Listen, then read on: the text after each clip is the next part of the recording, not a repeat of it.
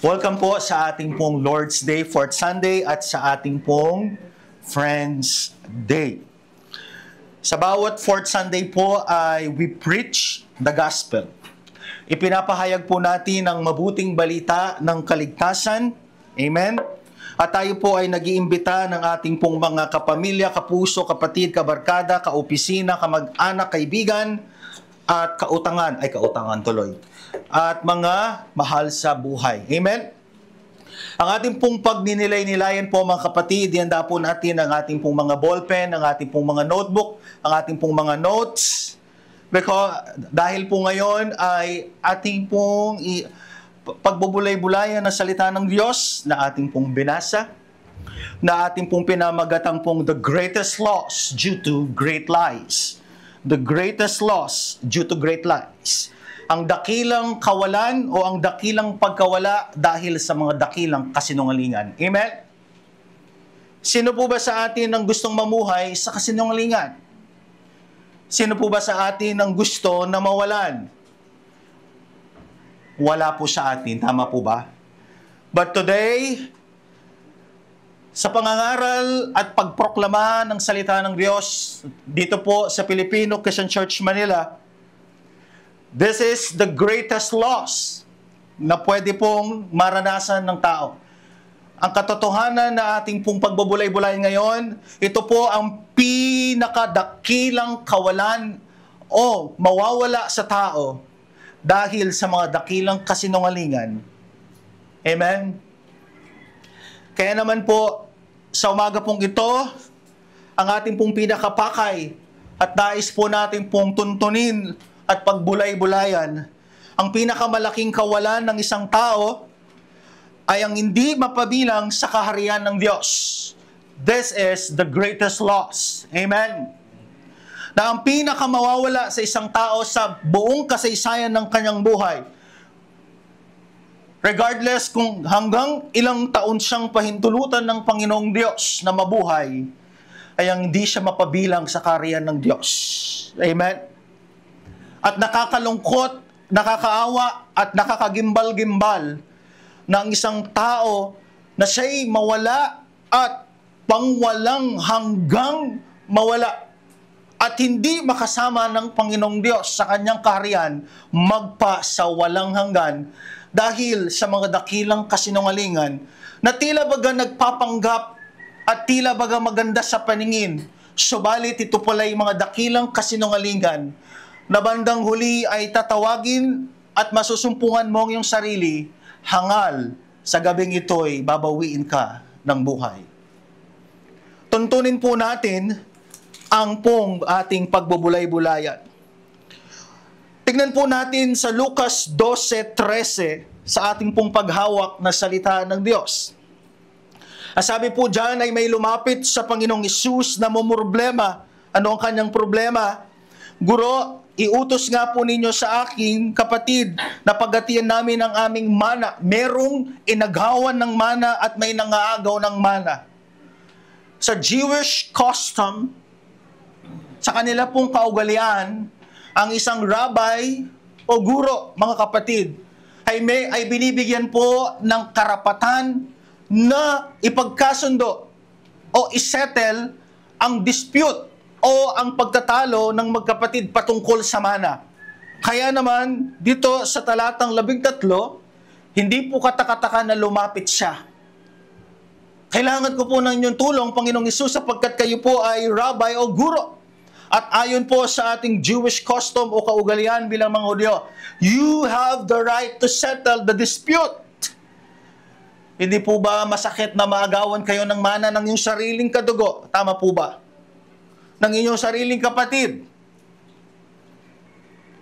Sabalit, tignan po ninyo ang tugon ng Panginoong Hesus.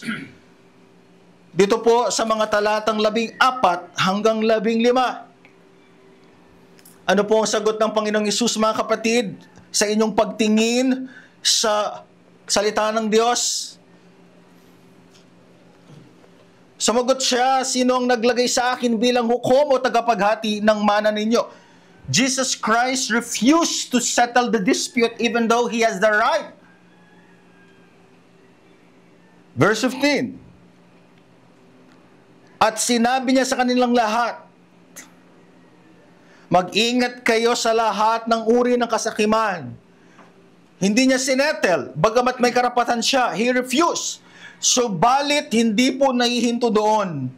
Hindi po pinakawalan ng Panginoong Hesus na magturo sa pamamagitan ng isang talaga, talinghaga or parable, at paalalahanan ng bawat isa.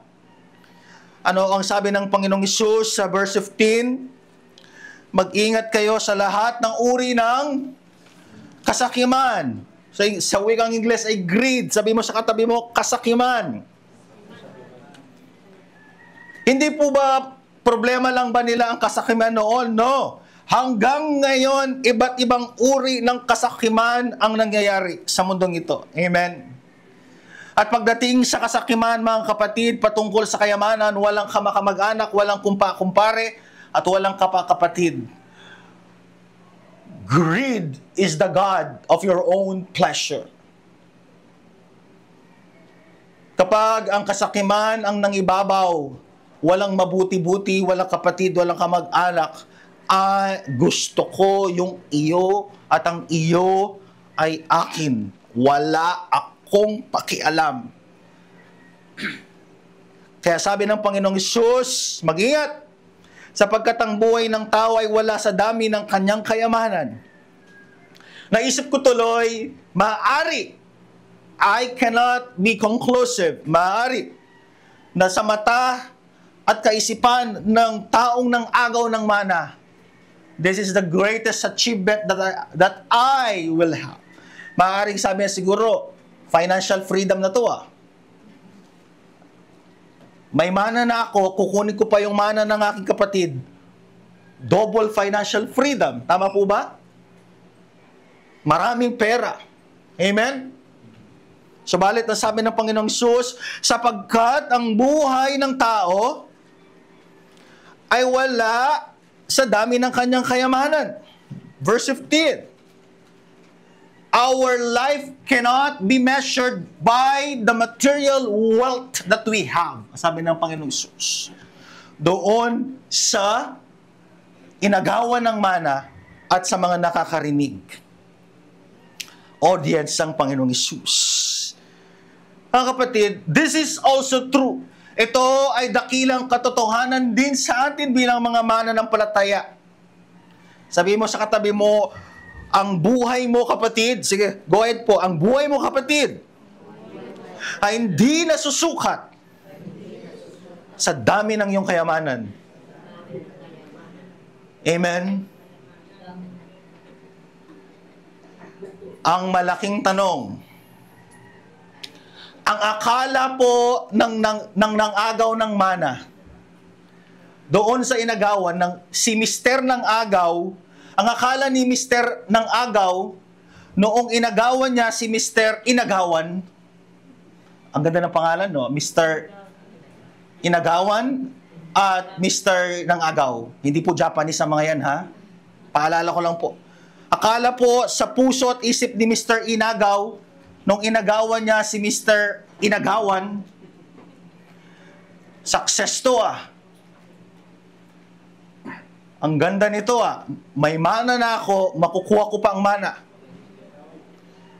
At noong lumapit po ito sa Panginoong Hesus, there is a possibility na naagaw na po ang kanyang mana. Kaya po lumapit siya sa Panginoong Hesus kasi gusto niyang masauli. At pagdating sa mana sa Jewish custom, this is not only a peso. Amen? Hindi po ito barya, mga kapatid. Amen? Ang pinag-uusapan ditong mana, lalo na kapag bunso ka, 1/3. Kaya dun sa Luke 15, yung inihingi niya, 1/3 of the total asset. Imagine mo, combine ang laking usaping pera. Subalit, ito na.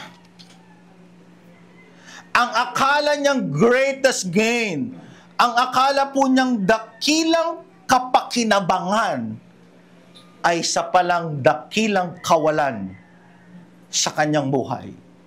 What is seemingly his greatest achievement is his greatest loss. Amen? Mga kapatid, bakit kaya itong si Mister ng Agaw na akala niya sa kanyang kasakiman, sa kanyang pangaagaw ng kayamanan sa kanyang mismong kapatid na si Mister Inagawan, akala niya itong material na bagay na ito ay ang kanyang greatest na pagkakamit o greatest gain. Pero hindi niya alam, that decision ng pagiging sakim sa kayamanan ay ang kanyang pinakadakilang kawalan. Alam niyo po bakit?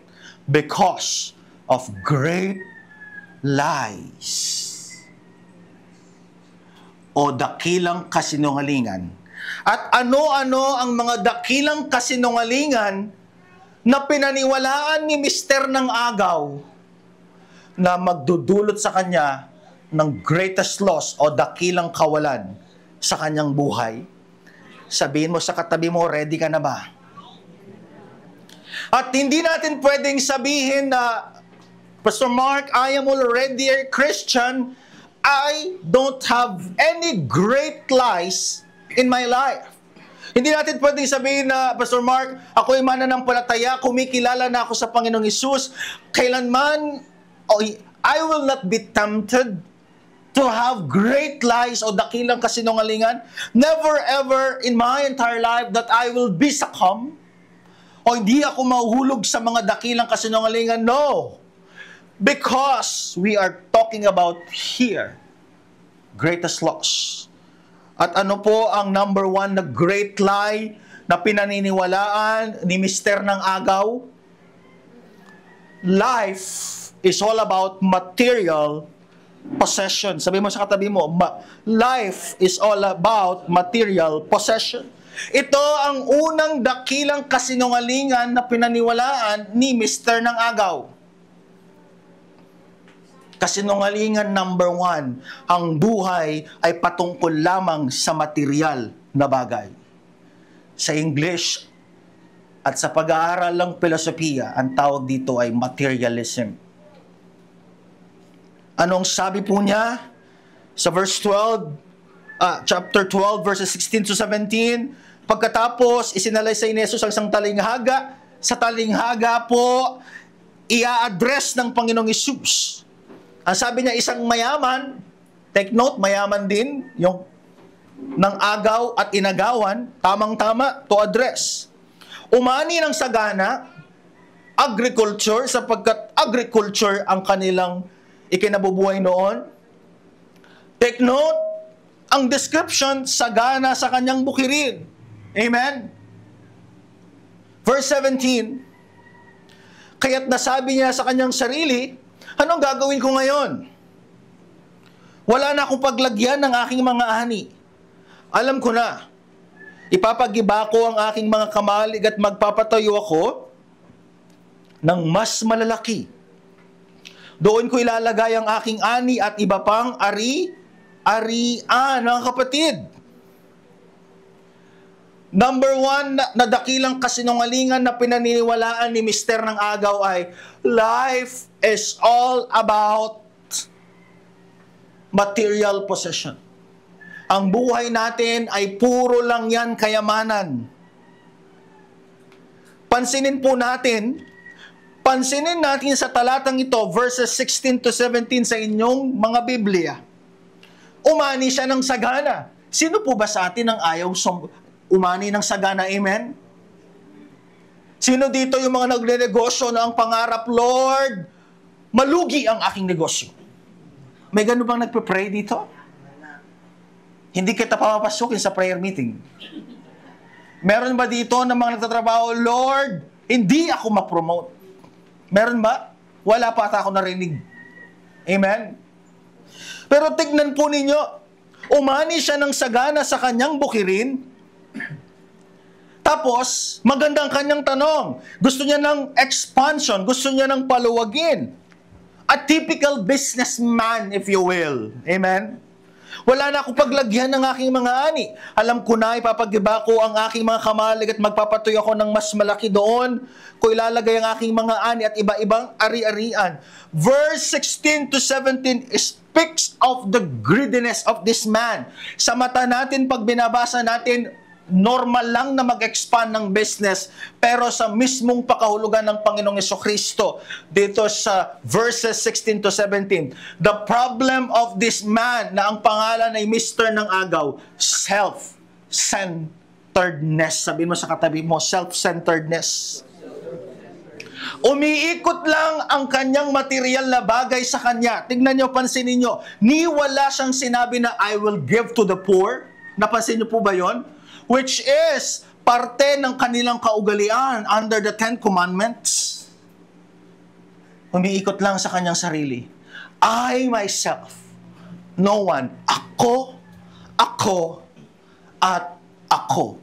Kaya nga inagawan ko ng manang kapatid ko, wala akong paki dyan sa kapatid ko, wala akong paki sa pakiramdam niya, wala akong paki sa kanyang kung ano-ano mang karapatan niyan, regardless kung anong-ano man yan. Ang mahalaga sa akin, ako, at ako. Mahirap, tsupi kayo dyan. Kapakanan ng iba, alis kayo dyan. It is all about myself. I don't care about your emotion. I don't care about your welfare. I don't care kung ano sasabihin nila. Ang mahalaga, me, myself, and I am just living for my own sake. At ano ang makakapagpasaya sa kanya? Material wealth. Sokdulan at nag-uumapaw ang kasakiman ng taong ito. Nananalaytay sa kanyang dugo kahit anong blood type niya. Amen? Kasing taas po ng tore ng Babel ang kanyang greediness. Kaya nga, truth be told, the man, in verses 16 to 17, as you observe sa inyo po mga Biblia, the man made material possession as his idol, his own created God. Ang problema po nitong ni Mr. ng Agaw, ginawa ng Diyos ang kayamanan. Mga kapatid, that is the number one greatest lie, dakilang kasinungalingan. Ginawa niyang Diyos, small d, ang kayamanan. At kung sino man ang ginagawa mong Diyos, doon iikot ang kahulugan at direksyon ng buhay mo, mga kapatid. Kung sino man ang kinikilala nating Diyos, whether yung tunay na Diyos, or whether yung pera o kayamanan, by the way, walang masama sa pera at kayamanan, but the moment na yan ang ginawa mong Diyos, doon iikot ang buhay mo. Doon mo makikita ang purpose mo. At yung direksyon at purpose ng taong ito ay patungkol lang sa kanyang sarili at kayamanan. Remember mga kapatid, kung sino man ang kinikilala mong Diyos, doon ka nabubuhay, doon ka bumabangon, doon ka gumigising, at doon ka mamamatay para sa kung sino man ang Diyos mo. At dito, sa verses 16 to 17, nabubuhay, bumabangon at mamamatay siya para sa kanyang Diyos. At sino yun? O ano yun? Ang kanyang kayamanan. Materialism, greed, covetousness, selfishness, materialismo, kasakiman, pag-iimbot o pagnanasa ng diyo, at kasakiman, all in because nabubuhay siya sa dakilang kasinungalingan. Number one, great lie. At ano yon? Life is all about material wealth. Mga kapatid, sa mga mananampalatayang katulad ko, do you measure your life by means of your material possession? Are we falling in this trap Umiikot po ba ang ating buhay sa material na bagay? Umiikot po ba at nakikita po ba natin ang kahulugan, ang ating pong worth, ang ating value sa magitan ng kayamanan na kung tutusin ipinapahiram at pinagkakatiwala ng Diyos, na imbes na iyan ay mas lalong higit na dahilan na sambahin, hanapin at paglingkuran ng tunay na Diyos, ginawa mong Diyos-Diyosan ang kayamanang hiram at pinalasap lang sa iyo panandalian. And this is the number one great lie. My God is my possession. At dahil ang kayamanan ko ay ang Diyos ko, doon iikot ang layunin ko sa buhay, ang direksyon ko sa buhay. Hindi po ba natin ito nakikita sa ating paligid, mga kapatid? Amen? There's a lot out there. And I hope wala dito. Doon sa labas, they are more than willing to die and to kill for the sake of material possession. Amen? And that is the number one na dakilang kasinungalingan. Akala nila God created them. Ang akala nila, nilikha sila ng Diyos at pinapahintulutang gisingin sila ng Diyos araw-araw dahil akala nila iikot at iikot at iikot lang sa pera at sa kayamanan ng buhay nila. Na kapag para sa kanila, kung walang pera, kung walang kayamanan, life is meaningless. Sa'yo na ang Diyos mo, pero ang Diyos ko, pera, kayamanan, karangyaan, salapi. I want that. That is the only purpose in my life. That is the only thing that is important to me. I don't care. Mga kapatid, check your heart. That is the number one great lie na nagbulag sa kaisipan. Amen. Ilan na po ba ang nagdanak ng dugo dahil sa kasakiman? Amen. Ilan na po ba ang mga mananampalataya ang nagdemandahan dahil sa kasakiman? Ang akala nilang tunay na Diyos ay sa palang malaking Diyos-Diyosan. Ang akala nilang kahulugan ng buhay ay sa palang malaking kasinungalingan. Therefore, ano ang great lie na kanyang pinaniwalaan? Sabi mo sa katabi mo, life is all about material possession. Amen? Number 2, lie. Tatlo lang po to. Lie number 2. Dakilang kasinungalingan, number 2. Sabi mo sa katabi mo, number 2. Number 2 na. Life is all about pleasure. Anumang bagay na masarap sa feelings or pakiramdam, sa context nito, pagpapakasaya ng lubos-lubos hanggang sa maubos ang kanyang pera. Verse 19. Pagkatapos ay sasabihin ko sa aking sarili, marami ka nang naipon. Marami na siyang naipon. Ano kaya ang bangko nito, no? Banco de Oro, Philippine National Bank, Security Bank, baka meron din tong GoTime, baka meron din tong C-Bank, baka meron din tong Union Bank, aywan ko. Marami na siyang naipon. I am financially secure. Financially stable.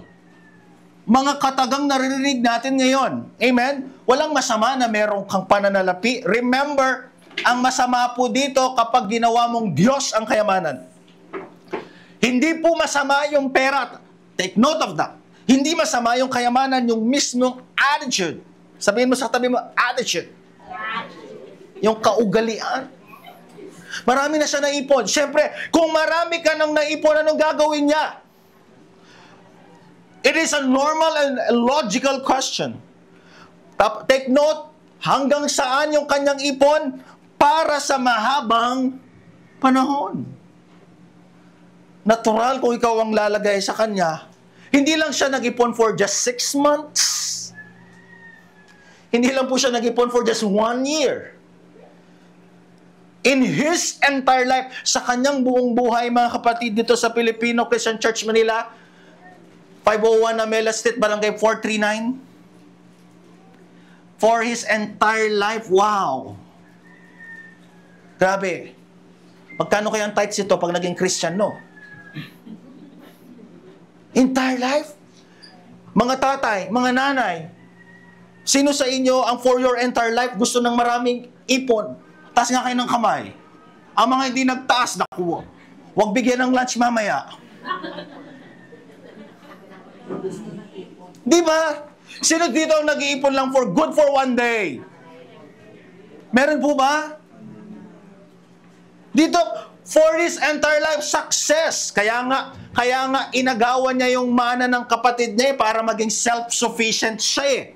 Para ma-secure niya yung kanyang buong buhay. Kasi ang mindset niya, money is my God, money will give me financial freedom because money is everything. Sa mga nagtatrabaho dito, hindi ba ninyo pangarap na makapag-ipon at makapag-secure? Sino dito? Bakit tahimik ang mga taga-FCC? Hindi po ba? This is the goal of every human being outside. Amen? In my entire life, covered na ako. Di ba? Wow! Hindi na ako magte-text sa nanay, tatay ko, sa kapatid ko, te, nagapit kami ngayon, pahiram naman. Wala na siyang ganon, tama? Hindi na rin siya magte-text at magsisend ng email o magchat-chat sa kapatid niya sa United States, sa Britain, sa Trinidad and Tobago at saka sa Mount Tikbukto para manghiram ng pera because he is already financially secured. Sa mahabang panahon. Kaya, anong desisyon niya? Magpahinga ka na lamang. Wow! Rest! Ano kaya ang kanyang higahan? Gawa sa nara? O baka sa baldi-balding perang kinonvert sa bed at kunin yung bed dyan sa pastoral office. Magpapahinga na lang. Wow, di ba? Wow! Pastor Mark, kaya nga ako ay nagpagod because I want that rest. I want that recreation. Di ba? Kahapon na-recreate kami na rest. Doon sa Santa Maria, Bulacan. Grabe. Pero, tignan po ninyo verse 19. Magpapahinga na lamang, kumain. Wow! Hindi na siya papasok ng 8 a.m. to 5 p.m. Hindi na po siya lalakad sa traffic sa EDSA at makikipagsiksikan sa LRT at MRT. Imagine, no? Na habang yung mga kapitbahay niya ay nagmamadaling sumakay sa jeep ng Lardisabal at makipagsiksikan dyan sa LRT, parang ako ata to. Siya, wow! Makikita mo. Diba? Nakahiga, secured, at kumakain ng gusto niya. Kumakain ng kanyang paborito. At kung meron na pong mga cake at Dunkin' Donut noon, isang order lang yan. How I wish meron Food Panda. Isang click lang siguro niya. At baka sabihin niya sa delivery rider, keep the change. Tama? Because covered na lahat. Uminom at magpakasaya. Kapag sinabi po sa panahon nila na kumain, uminom at magpakasaya, this is just a normal, in short, wild. Pag sinabi nilang kumain, uminom at magpakasaya, ito po ay may kinalaman sa sexual immorality. Ibig sabihin, magpakalasing ng magpakalasing. At kapag sinabi nilang kumain nun, magpakabusog ng magpakabusog. At kapag magpapakabusog sila, alam niyo po yung ginagawa nila, ito pong kamay nila, iyaano nila sa throat nila para lumabas yung kinain nila. Then, kakain sila ulit, ang tawag doon ay gluttony. Yun ang ibig sabihin dito noon, kumain, uminom at magpakasaya. Akala natin pag kumain lang na nakasulat dito, in their context and culture ay kakain lang. Kakain sa mga inasal, buffet one-on-one, hindi po. Ibig sabihin dyan ay labis-labis na katakawan at pagkain. Uminom, labis-labis yan na pag-inom ng ng alcoholic drinks hanggang sa malasing ka, hanggang sa makatulog ka, at magpakasaya. Pag sinabing magpakasaya, ibig sabihin niyan ay yung mga wild party at that time.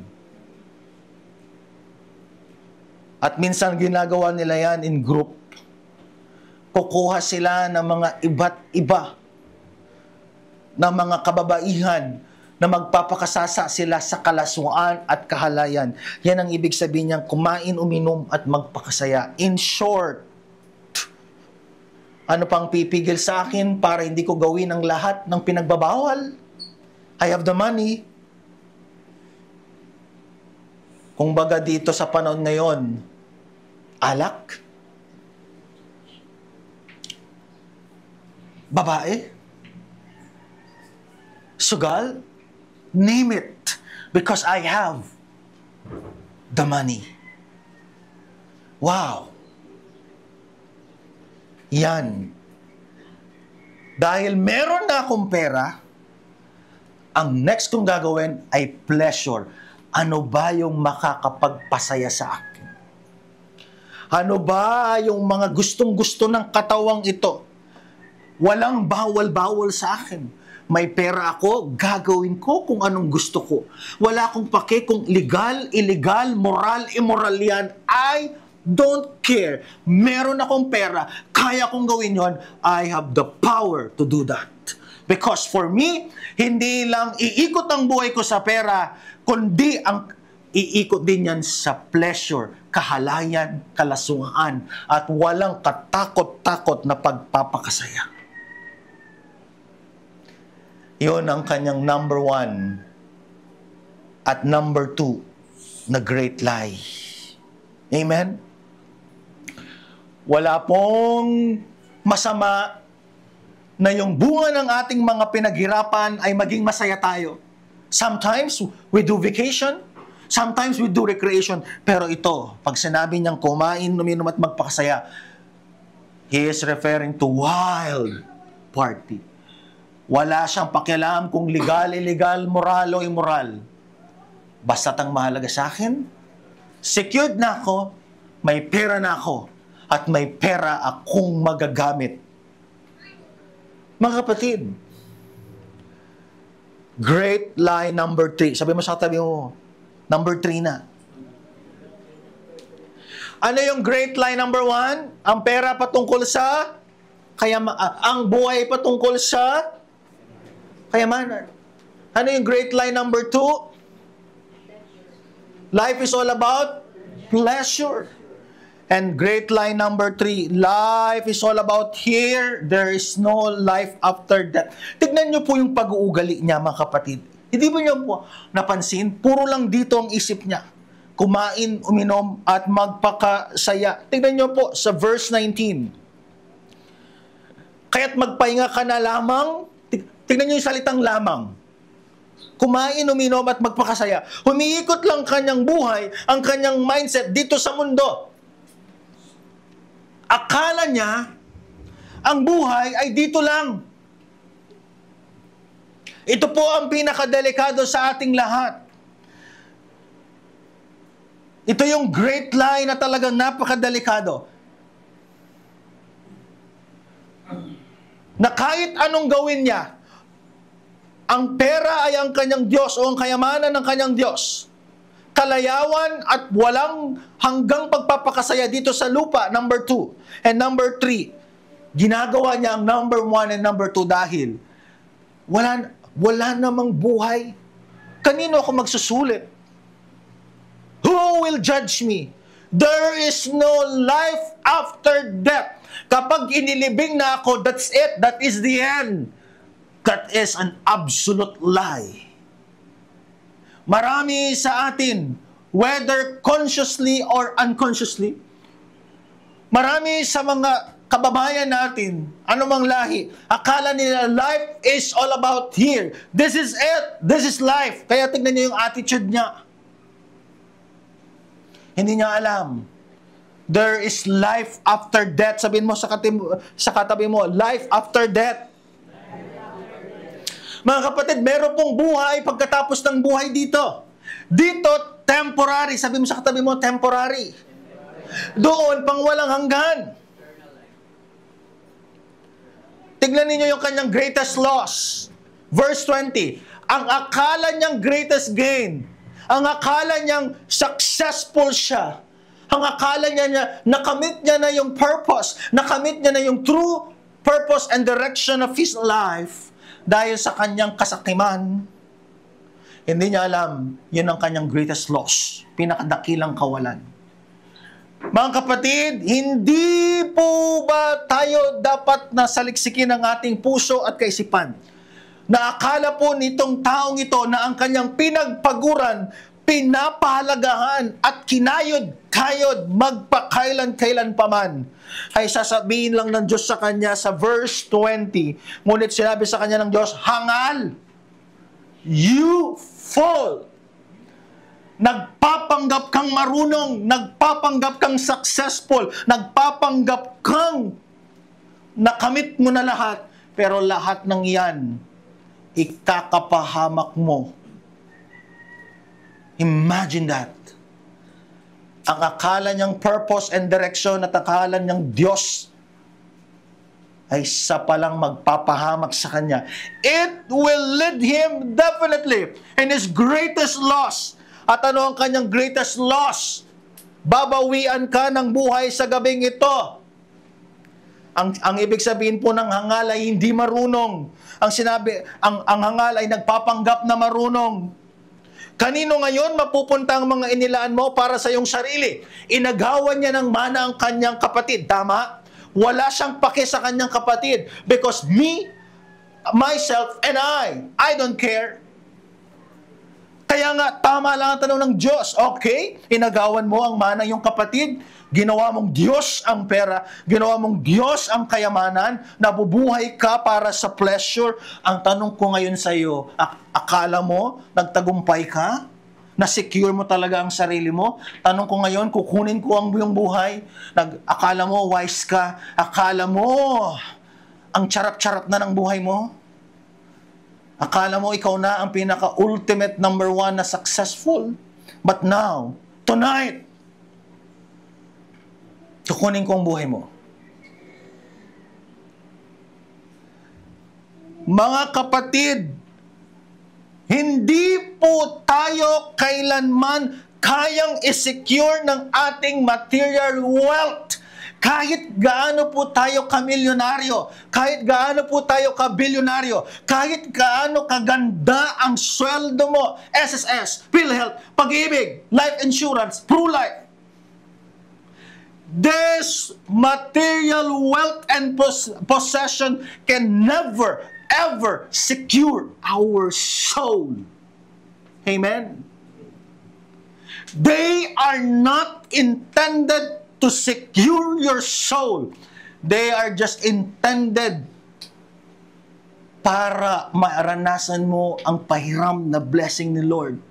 Hindi po ipinagkakaloob ng Diyos ang kayamanan at pera para gawin nating Diyos-Diyosan. Amen? But dahil sa mga great lies, mga dakilang kasinungalingan ng mga taong ito, na pinaniwala at binulag nilang kanilang sarili. Ilan ang namamatay gabi-gabi? Ilan ang binabawian ng buhay gabi-gabi?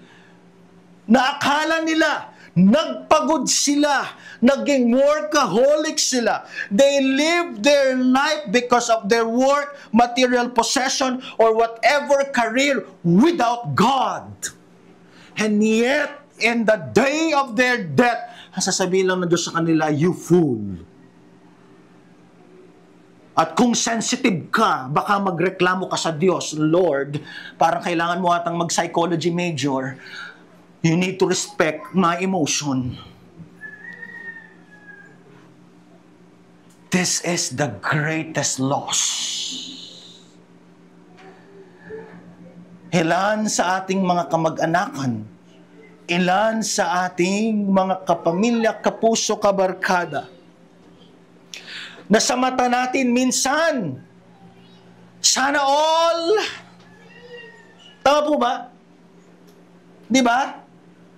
Nagbakasyon sa Boracay, sana all.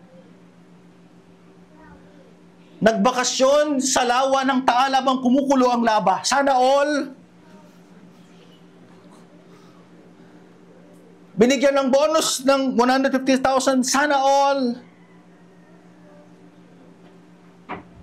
Mga kapatid, material wealth or possession, ang kayamanan, pera o anumang material na buhay o ang pagpapakasaya dito sa lupang ito, hindi po yan kayang i-secure ang iyong soul. Today, this day, ang greatest loss o ang pinakadakilang kawalan na pwedeng mawala sa atin dahil sa mga dakilang kasinungalingan natin na pilit nating pinapaniwala ang sarili natin ay ang mapahamak ang ating kaluluwa ng walang hanggan. Amen?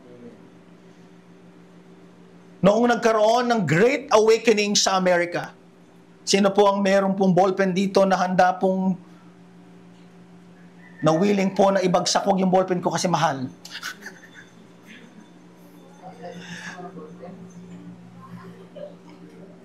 Isa na lang po ang rason. Illustrate natin. Sa gabing ito, ang sabi niya, hangal. Meron lang isang dahilan ng Diyos kung bakit hanggang ngayon sa mga taong nabubuhay ng ganito. There's only one reason na kung saan ang Diyos ay hinahawakan tayo. Ang kamay niya, tama? Ito ang buhay mo. Ito ang buhay mo. This is your life. Ito ang kamay ng Diyos.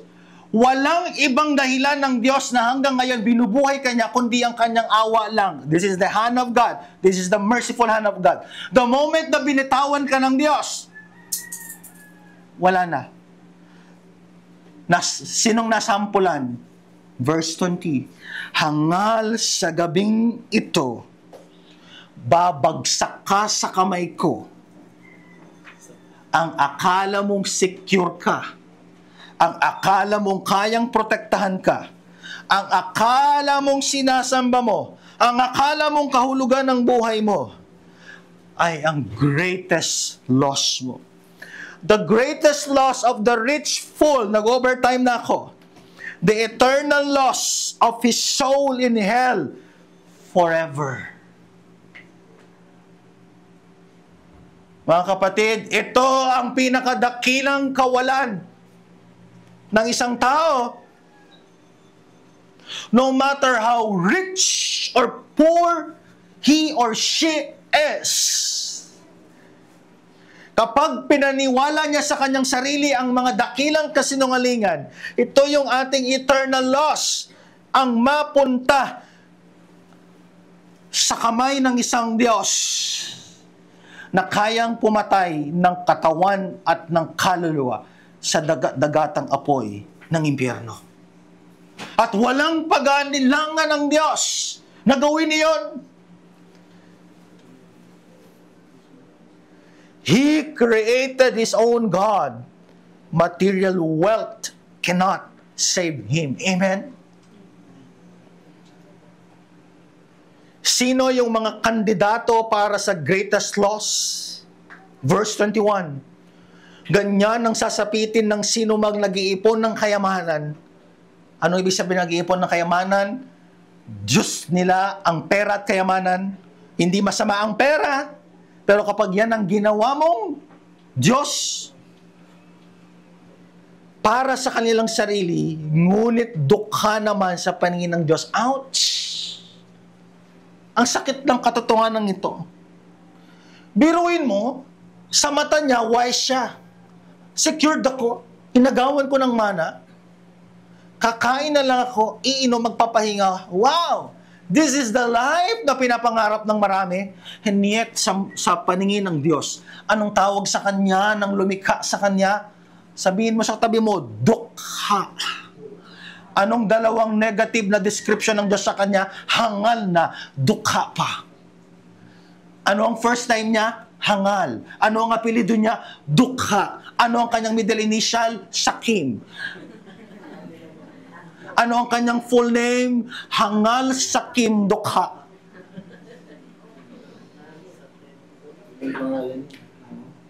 At saan na ngayon ang kanyang paraiso? Saan na ngayon ang kanyang magiging tahanan? Saan na siya ngayon maglalasing, iinom, kakain at magpapahinga?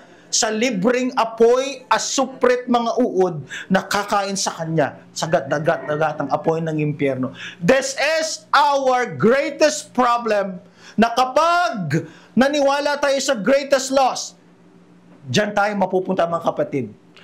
At hindi po nagbibiro, mismong sa pananalita ng ating Panginoong Hesus, nanggaling yan.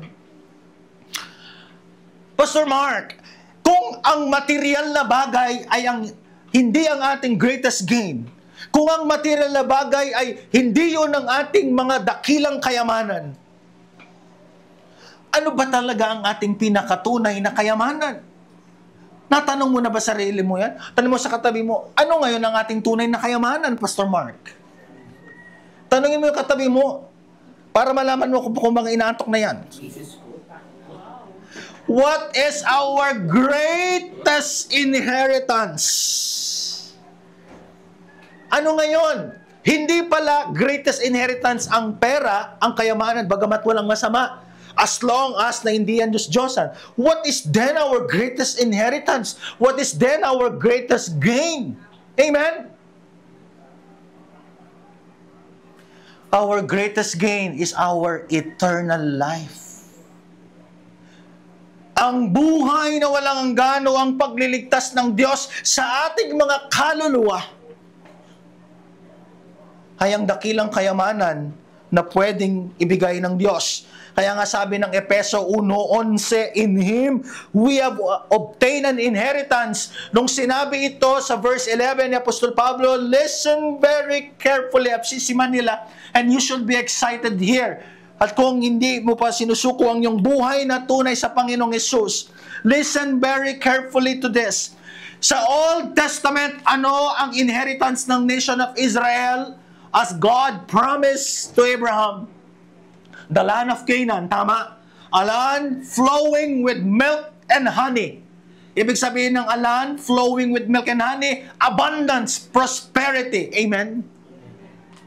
Hindi po ba yun ang mindset ng rich young fool? Abundance and prosperity? Kaya inagawan niya ng manang kanyang kapatid? But here we are. Sa mga nagsuko ng buhay kay Jesus, sa mga tumanggap kay Jesus bilang kanilang Panginoon na tagapagligtas. Totoo, hindi ka tagapagmana ng SM Supermalls. Totoo, wala kang hektaryang kayamanan dito sa lupa, tama? Totoo na wala kang 5 digits, 6 digits, 7 digits, or 8 digits dyan sa mga bangko. Kaunti lang sa Kapampangan ditak mo. Pero ikaw na magsusuko ng buhay kay Kristo, ikaw na wala kang ibang pagkakatiwalaan, your greatest inheritance, our greatest inheritance, kung yung nation of Israel ay land of Canaan, sa atin, sa kanyang muling pagbabalik, ang ating pinakadakilang kayamanan ay makikita mo na forever and ever. Wala nang pangaagaw, hindi ka naaagawan ni Mr. Inagawan at ni kung sino man. Ito ang bagong langit at bagong lupa, Garden of Eden restored. At sino ang ating makakapiling doon? Ang Ama, ang Anak, at ng Santong Espiritu. Kaya sa panalangin ng Panginoong Hesus, bumaba ang iyong kaharian dito sa lupa, gaya sa langit. Yun ang ating pinakadakilang kayamanan na naghihintay sa bawat isang mananampalataya kay Kristo. Walang ng tax tax na babayaran sa Manila City Hall sa Amilyar si Pastor Eman? Hindi po ba tayo nananabik sa kanyang muling pagbabalik na yung inheritance ng ito, kung paanong natikman ng bansang Israel in the Old Testament? Wow! Makakapiling mo ang Ama, Anak, at ang Banal na Espiritu, na kung saan makakapaglaro na tayo sa mga leon at sa mga tigre na hindi ka kakainin at gagawing manginasal. No more pain, no more suffering, no more Meralco at Maynilad. Subalit upang maranasan mo yan, ang dakilang kayamanan na yan, ang dakilang mana ng mga anak ng Diyos, ang tanong, who is your God? Is it Jesus Christ or material possession? Ang magmamana lang ng kaharian ng Diyos, ang mga tagapagmana lang ng kaharian ng Diyos sa bagong langit at bagong lupa ay ang mga na kay Kristo Jesus. At sino sila? Mga makasalanang nagbalik loob sa Diyos at walang ibang kinilala bilang Panginoon at tagapagligtas ng kanilang buhay, kundi ang Panginoong Hesus. That is our greatest hope. That is our greatest inheritance. Akala natin na yung mga material na bagay na nalalasap natin, this is it? Yun na yun. Ano ang sabi ni Apostol Pablo sa aklat ng Roma? As I end. Sa aklat ng unang Korinto, wala pang tenga, wala pang mata ang nakakaranas ng mga tunay na inihanda ng Diyos sa mga anak niya. Nahihirapan ka sa buhay? Pinapangarap mo yung mga so-called doon sa mga vlogger na akala nila, this is life, kagaya nitong rich young fool. Ang tunay na mayaman, marunong sa harapan ng Diyos at mga tagapagmana, mga Filipino Christian Church, inheritance, past, present, and future, ay ang mga nakay Kristo Jesus. At upang ikaw ay maging kay Kristo Jesus, siya ba ang tunay mong Diyos? At siya ba ang tunay mong Panginoon?